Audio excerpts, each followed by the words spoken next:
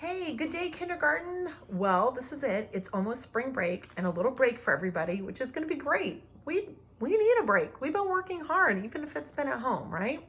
So since this is one of our last lessons, I want you to do your best listening and get this little job done, and then you can have a break, okay?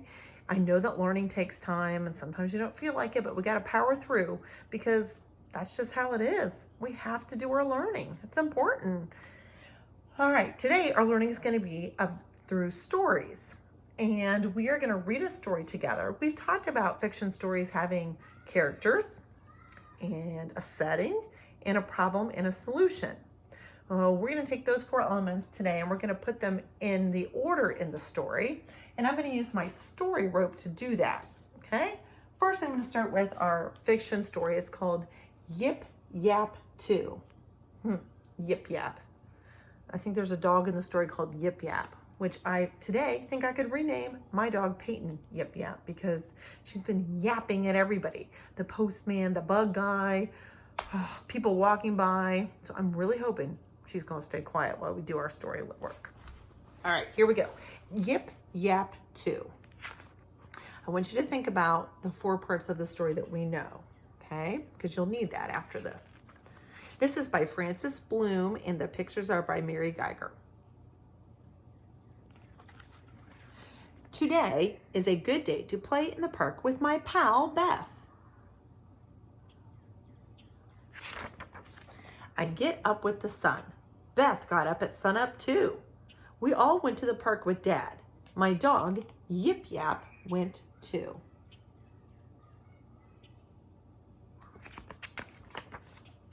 Beth sat on the seesaw. When I got on, Beth went up. Beth let Yip Yap hop on. Then I went up too.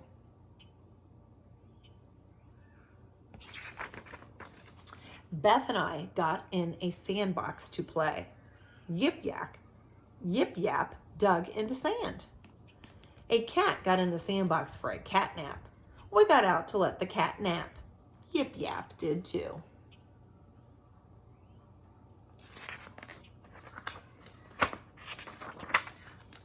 Can we fish in the park, Dad? Yes, we all can, he said. Did you get the rods? I got a rod for me, but I forgot a rod for Beth. Look at Beth's face. Beth was upset.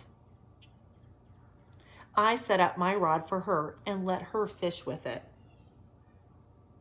Yip Yap sat on her lap. He had to fish too.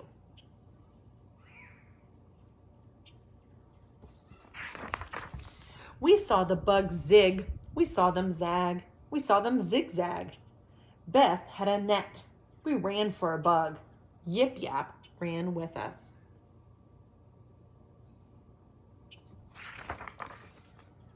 Look at that house. Can we play in it, Dad? Yes, he said. That playhouse is for kids. We put on a play. Yip Yap was in the play too.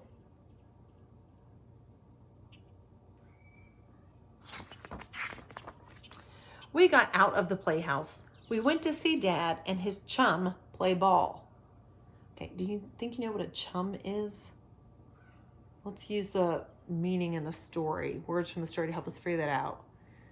Thinking a chum would be a friend, another word for friend. Yip Yap ran to the lot to play ball too. Looks like a chum is a friend. We all saw the sun set. At sunset, we had to go. Today was a good day to play in the park with Beth and Dad. And with Yip Yap too. Okay, now we're going to talk about this story, and we're going to do it by using my story rope. This is my story rope. Okay, I'm going to start at the top of the rope, and see this where I see people? All right. This reminds me of what the characters were in the story. All right, let's think back in our story. Who were the characters? Beth, Yip Yap, Dad, and what, do we know what the girl's name is? The story's about? I don't remember, so guess what I'm gonna do? I'm gonna be a smart kid. I'm gonna go back and look in the book. Is it okay to do that? Yes, you should. Use the print that's in the book to help you. Today's a good day to play with my friend Beth. I got up early. We went to the park. You know what? It does not tell us her name. We just know that the little girl who went to the park with Beth is a main character. So we know our characters. All right, let's continue down the story rope. Here is a house. This house is to remind me of the setting. Where did this story happen? Where did Yip Yap 2 happen? In the park. That's right. So the setting is the park. All right. Now, we've talked about the problem and solution before, but I'm going to separate that out a little bit. Before we get to that, we're going to talk about the beginning, beginning, middle, and end of the story. All right. What happens at the beginning of the story? They get up and they decide to go to the park. Beth and Dad and Yip Yap all go to the park to play. All right. Oh, when I get to the middle of the story, usually in the middle, there's a problem. That's why I put the knot in here. My story rope, when I get to the knot, that's the problem in the story. Usually a problem in a story will happen during the middle, okay? So what is the problem in the story? Well, they go to fish, and what's the problem? There's not enough rods. Beth doesn't have a rod. There we go. In the middle of the story, that's what's happening. All right, if we continue down the rope to the end, there's a bow here. That bow is to remind me that at the end, there's usually a solution. It's all fixed up by the end. Nice and pretty with a bow on top, okay? Most stories have a good solution. Fiction stories, that is. All right, what is the solution in this story? Beth doesn't have a rod, so the girl shares her rod, and Yip Yap and the Beth fish together, and the girl is nice enough to share. That's the solution. And they end up having a fun day at the park. So we went down the rope. We got our characters, our setting, the beginning, the middle where there's a problem, and at the end, it's all fixed up. Okay? Story rope helps us remember all the parts of a story. All right, here's what you're going to do. It's your turn to write a story. Instead of just doing a free journal today, we want you to write a story. It does not need to be huge and long, but it can be if you really want to. I know I have some friends who are writing lots of good stories. Here's how you're going to do it. There's the directions for your family to help you. You're going to write a story. You're going to take 4 pages. I don't care what kind of paper you use. This is scrap paper. You can use scrap paper. You can use fancy writing paper if you have it. You can use plain white paper like we've done at school. Take 4 pages, take a stapler, staple those together. You have a book. That's it. Don't go buy any fancy paper. Use what you have, okay? All right, so now I've stapled it together. This is going to be the cover. All right, I'm gonna write mine about going to the park because that's about the only place we can go right now. And so hopefully, maybe you're playing in the park in your yard, or maybe you actually went to a park just to walk around, okay? All right, so this is the title of my story where I'm gonna write it. A Day at the Park. Your story does not have to be about a park. It could be about a rabbit. It could be about Easter. It could be about Legos, anything you want to make up. Then I'm going to turn my page. On the first page is going to be the beginning of my story. It needs to include characters and a setting. Ryan and Caroline went to the park with a basketball. Okay, we now know it's at the park, and we know it's Caroline and Ryan, or Megan and Ryan, some of my kids. Second page, turn the page. The next page needs to have a middle. This is where you're going to write about the problem in your book.